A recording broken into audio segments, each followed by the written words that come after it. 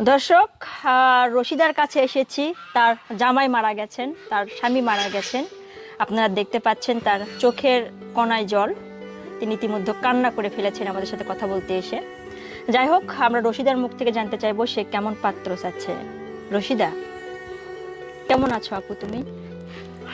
আসসালামু আলাইকুম। আমি বেশি একটা ভালো না। তো আমার স্বামী মারা গেল প্রায় 2 থেকে 2.5 বছর চলতেছে।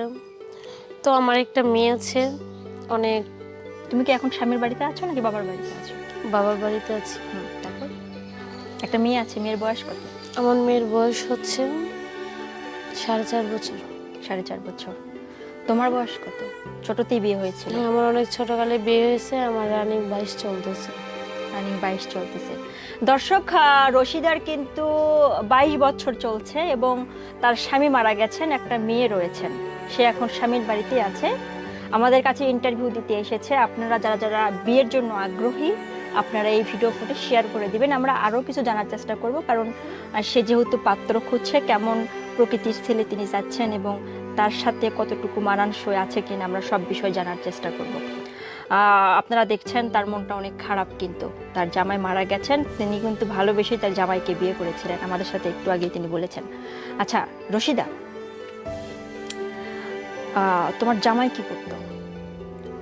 ও চাকরি করতো, চাকরি ব্যাংকে। এখন তুমি কি করছো, মানে কি করে পরিবারটা তোমার চলছে?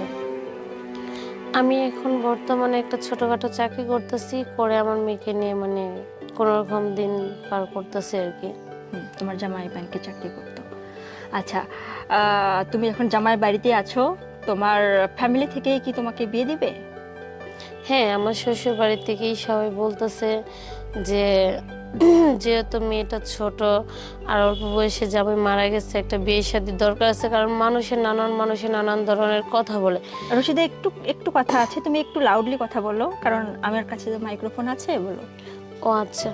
তো আপু বুঝিনি, এরকম একটা ঘরে জামাই না থাকলে অনেকে অনেক ধরনের নানান কথা বলে, ভালো খারাপ সব মিলে বলে। তো এগুলো কথা শুনতে শুনতে মনে করেন আমি অতিষ্ঠ অতিষ্ঠ হয়ে যাইতেছে, যে শোনার মতো ভাষা আমার নাই।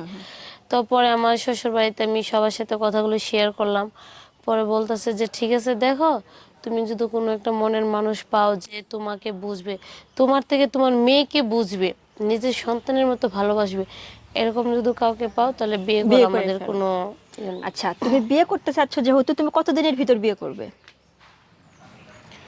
যেহেতু বিয়ে করতে চাইতেছে, আমি যত তাড়াতাড়ি একটা ভালো ছেলে পাবো তত তাড়াতাড়ি বিয়ে করে নেব।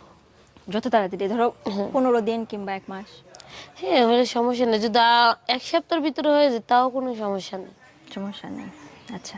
কারণ আমি চাই যত তাড়াতাড়ি বিয়ে করব তত তাড়াতাড়ি মানুষের কথাগুলো বলা বন্ধ করে দিবে। আচ্ছা, তোমাকে কি বিয়ে করলে তোমার যে মেয়ে আছে সেই মেয়ের কি দায়িত্ব নিতে হবে, এমন কিছু?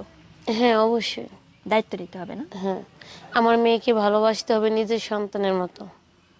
আচ্ছা, তুমি জামাই কারণ বাড়িতে আছো? হ্যাঁ, আমার মেয়ে এখন তোমার জামাইয়ের কোনো ভাই আছে কি? নাই? না না। এই জন্য তুমি জামাই বাড়িতে আছো, শ্বশুর শাশুড়ি মারা গেছেন তুমি বলেছিলে। হ্যাঁ, পাড়াপড়শিরা আছে, পাড়া প্রতিবেশী। প্রতিবেশী তো আর বাড়িতে থাকবে না, না না, সেটাই। এটাই। আচ্ছা, তো রশিদা, তোমার যেহেতু মেয়ে আছে, তুমি মেয়ে সহকারে আর কি, মেয়ের দায়িত্ব নিয়েই তুমি কারো ঘরে যেতে চাচ্ছ। তো দর্শক, আপনারা ইতিমধ্যে কিন্তু জানলেন তার একটা মেয়ে আছে এবং সে কিন্তু মেয়ের দায়িত্ব নিয়ে বিয়ে হতে চাচ্ছে। এমন ছেলে যদি যদি থেকে থাকেন, সে বিয়ে করবে। ধরো ছেলের বউ আছে, কিংবা ধরো ছেলের বউ মারা গেছে বা ছেলের ডিভোর্স হয়ে গেছে, তোমার মতো আর কি দুর্ভাগ্য, তাহলে কি সেক্ষেত্রে সেই ছেলে তুমি চয়েস করবে? চয়েস করতে বলতে আপু, যদি ছেলের বউ না থাকে, তার যদি আগে সন্তান থাকে, সে যদি আমার তার সন্তানের মতো ভালোবাসে, আমি তার সন্তানকে আমার বাচ্চার মতো, সন্তানের মতো আমি মানুষ করব বা দেখাশোনার সব দায়িত্ব নেব। আর যদি বউ থাকে তাহলে আমি এই ঘরে যাব না। বউ মারা গেছে বা বউ চইলা গেছে, এরকম হইলে আমার কোনো সমস্যা নেই, কারণ আমি তো নিজেও এরকম একটা মানুষ। কারণ আমারও তো স্বামী মারা গেছে, কারণ যে আমাকে বুঝবে আমারও তাকে বুঝতে হবে। তো দর্শক, আপনারা ভিডিও ফুটেজটি শেয়ার করে দেবেন রশিদার ভালোর জন্য, এবং সে চায় খুব দ্রুত বিয়ে করতে। আপনাদের নিকটস্থ যদি কেউ বিয়ের জন্য থেকে থাকেন এবং রশিদার সই যদি মনে হয় যে মানানসই, তাহলে ভিডিও ফুটেজটা শেয়ার করে দিবেন। আচ্ছা রশিদা, তোমার জন্য আমরা দোয়া করছি।